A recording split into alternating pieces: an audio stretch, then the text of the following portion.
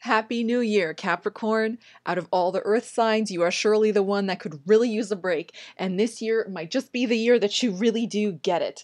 If you would like a personalized reading, detailed, catered to your chart, you can find more information in the description box below this video for Guru Grit. Now, what do I mean when I say that? Well, money and career changes are coming in strong for you this year, but that's not all. You might even find yourself moving. So you open the year with the energy of better earning power on the horizon as Saturn leaves your second house, where he had a very strong hold over the money that you make yourself. So you might want to apply for promotion around this springtime, see if you can earn more money somehow. You might have even saved a lot of money because when Saturn goes through our second house, we can find ourselves holding on to our resources. So you might have some extra income now that you can spread around a little bit more liberally. As he moves into the third house on March the 7th, he will remain there until May of 2025. If you are studying for something, working with your hands, or just need extreme focus, such as going to university, changing careers, writing a book, this is excellent energy. Jupiter is going to be in your fifth house this year. Now, before he makes his move, he is still in the fourth, where he's expanding energy around home.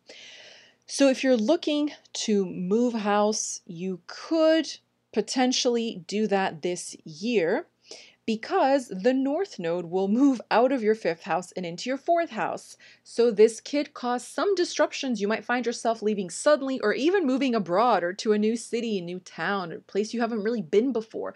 You're swept up by wanderlust and you just get carried away. But even more interestingly is there's going to be a total solar eclipse in your fourth house on April the 20th, 29 degrees of Aries. So if you have anything on the axis of Libra and Aries, 20 to 25 or more degrees, you can really feel this very, very strongly. It's really intense energy. So this year, around the springtime, summertime, you could see yourself propelled or get a bit restless and you just want to get moving. Like you could sell a house, sell a property, purchase a property, or even a new car. So all those things are possible. Now back to the fifth house, where Jupiter will move in on May the 16th from 2023 to May the 16th. Sorry, not May the 16th, till May 2024. This is amazing energy for expanding creativity, joy, happiness, spending more time on things that you like doing, like your hobbies, time around children and love. If you're partnered with children, you could find investing more in them, spending more time with them, just enjoying your children in general. If you're single and looking to have children or any of the above, then the opportunities surely present themselves this spring, because Jupiter gives us more of whatever is already there, and that's the house of children and love, falling in love. If you've been married for a long time, this is the kind of energy that can breathe some fresh air into an existing relationship, get rid of some of the mundane and monotony of life. So your fifth ruler, Venus, will also be going through your eighth house for a very long time. She will be in the sign of Leo from early June all the way to October the 8th. That's quite a stretch. Now, the 8th house is things like accidents that happen out of the blue. So you could even meet someone very, very suddenly. You never know. And just be careful that it's not something that courts scandal. So do everything transparently and above board. Now, if you move a bit too fast, you might want to slow down, especially when she goes retrograde from July the 22nd until September the 3rd. Also, I would advise not to get into a relationship during this time, as she is your fifth ruler, going through a very touchy house. If you're currently in a relationship or looking to get into a relationship outside of the retrograde, then know that it could be a very powerful time psychologically and energetically. You can meet someone that you have a wildly strong connection with, or you bring that feeling back into your relationship mentally and spiritually and emotionally. Of course, physically as well, because it is the eighth house. As I said, when she goes retrograde, you could feel the love again in an existing relationship that feels as though it has gone a bit stale in recent months. And as I said, Jupiter going through the fifth is just very, very beautiful for bringing more love into your life. So you really could have prospects throwing themselves at you for a full year, people falling at your feet, throwing rose petals wherever you go. If you're partnered, you will feel much more playful and loving. And if you're looking to start or grow your family, again, really excellent time, as Jupiter through the fifth can trigger pregnancies. Health also looks quite good as long as you don't overdo it. And I know and understand the irony of me saying that to the hardest working sign of the zodiac, the most enduring sign of the zodiac. So slow down every now and again.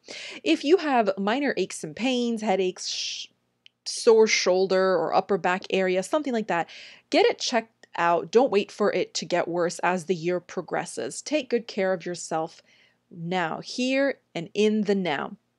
Now, Venus, as I mentioned, is in Leo. So this is if you're looking to work for yourself, or you do work for yourself, or you have a job that revolves around having clients or patients, any type of clientele. If you're in the beauty industry, legal field, medical field, as long as people flock to you, this could really help you bring in a lot more people. Venus is quite a lazy planet and she's very luxurious, so she can help us attract things in the 8th house because the 8th is the house of other people's resources. So they come and bring it to you. This is an excellent transit for finding rare gems. Now, of course, as I mentioned earlier, it could quite literally be another person, but it could also be a thing, like something that you find that belonged to a family member that could be worth something, or while antiquing, finding a book or something like that.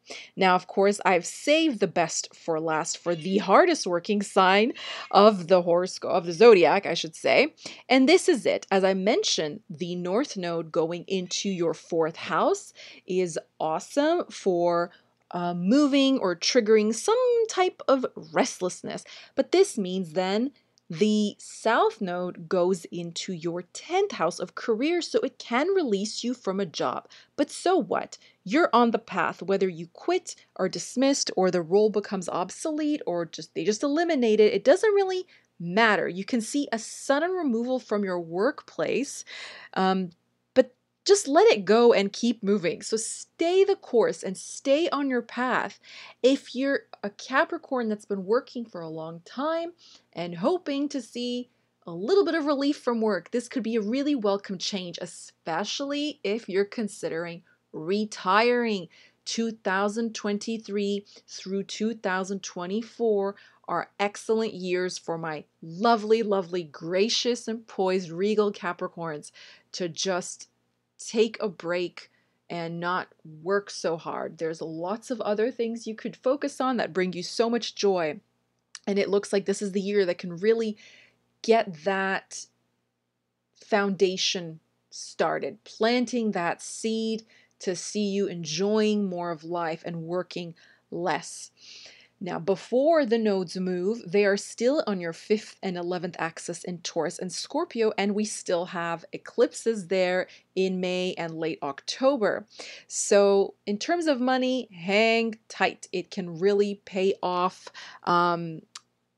Taking care of your financial literacy, your investments, your assets, things like that, looking into those things and just keeping everything under control, your budgets under control, becoming financially literate and getting good financial advice from a professional is really, really perfect for this year because you do have a lot of help coming through to help you get rid of some outstanding debts, bills, loans, and things of that nature. A really wonderful, well-rounded year for you, Capricorn. Thank you so much for being here and listening. I wish you all the best, and bye-bye for now.